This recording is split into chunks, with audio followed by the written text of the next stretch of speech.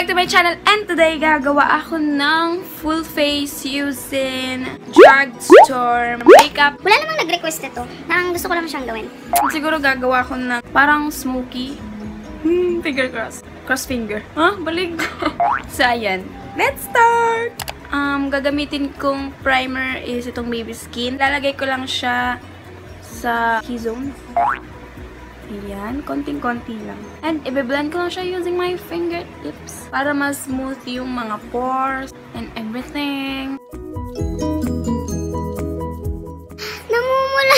For foundation, yung Dream Satin. Nagawa ko para hindi siya sip-sipin ng sponge. Kinakalat ko muna siya sa buong mukha. Ikakalat ko muna ganyan. I-blend ko siya using my sponge. Damn sponge yung sa Daiso. Yung tag 88 pesos, maganda yon in fairness. Malambot kasi siya. Parang real techniques. Diba? Di siya naninipsip. Ang dungis ng sponge ko.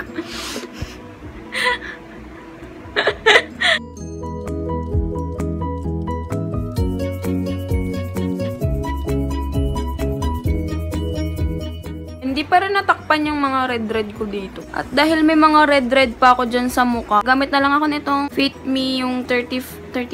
Yes, yung 35. And magsa-spot concealing lang ako. Spot concealing! Pimple marks. I-blend ko lang siya using my fingertips lang ulit. Ayan! Hindi na siya halata. Yan! Wala na yung redness. And for my under eyes, etong Fit Me Concealer Shade 25. Wala naman ako masyadong eye bag ngayon. Binili ko to ng sale, kaya dalawa na yung binili ko. Abangers ng sale. Pero kung dito sila ko bibilin to, no? Mga around 350 to 400 ata. And nabili ko siya ng mga 200 lang.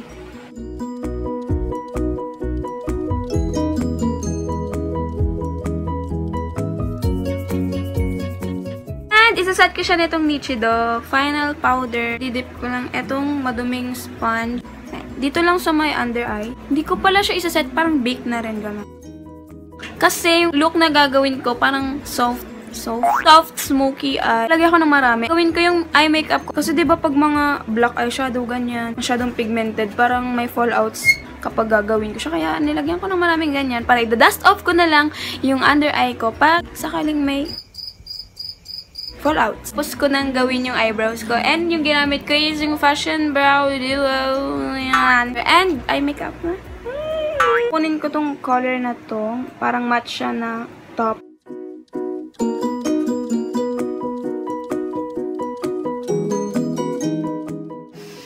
Yung sa nudes palette, kung magaling na kayong mag-eyeshadow or kung marunong na kayo mag-eyeshadow, hindi nyo siya magugustuhan kasi hindi siya ganun ka-pigmented. Para sa akin, okay lang kasi I'm still learning sa pag-eyeshadow. Baka nga dito na rin ako matuto. Kasi nga, yun, hindi siya ganun ka-pigmented. Parang pwede mong i-build yung mga color. Next is itong Nichido Single Eyeshadow. Yung shade niya is Raisin Wine. Yung gagamitin kong eyeshadow. Yung gagamitin kong brush is itong sa Essence na brush. Ano yun? Ilalagay ko na siya dito sa may crease area para ma-define yung crease. Oh my gosh, ang dama. Ayan. Ayan na siya. Oh my gosh. I'm so proud of myself. And same brush, pero ang kunin ko is itong black pala. Ang hirap na ito. Swipe lang. Oh my gosh, ang ganda. Ang ganda. Yung sa lower lash line, yung color na to. And itong brown.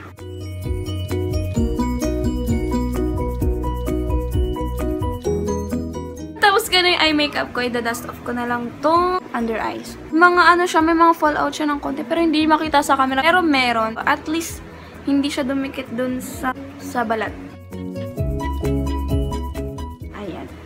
Wala akong falsies. Maganda sana kung may falsies. Meron akong falsies, pero wala akong glue. Pwede bang mascara na lang? Please. And ayan na guys, nakapag-mascara na ako. Yung ginamit ko is yung Hypercurl. Wait. Etong Hypercurl. And dinamihan ko lang siya ng coat. Mga 5 coat siguro yung nilagay ko kasi diba, para dramatic look. Ka-contour ako. Ay, hindi pala siya contour. Bronzer pala siya. Konti lang. Para may sabi ko contour. Circular motion. Grabe ba buong lashes ko? And hindi na ako magbablush. Parang hindi bagay kung magbablush ako. And eto na rin yung gagamitin kong pang nose contour. And for my highlights, etong highlight shade. Wag mo overwhelm.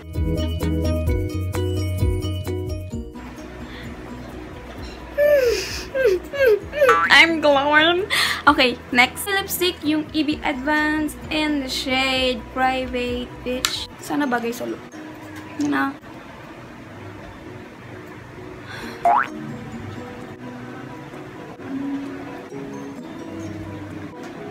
Oh no!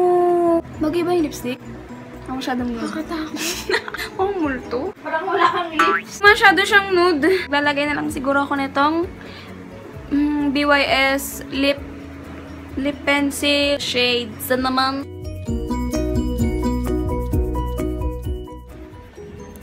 Siguro okay na yan. Lalagyan ko na lang ng konting highlighter yung lips ko. Oh, eto na yun.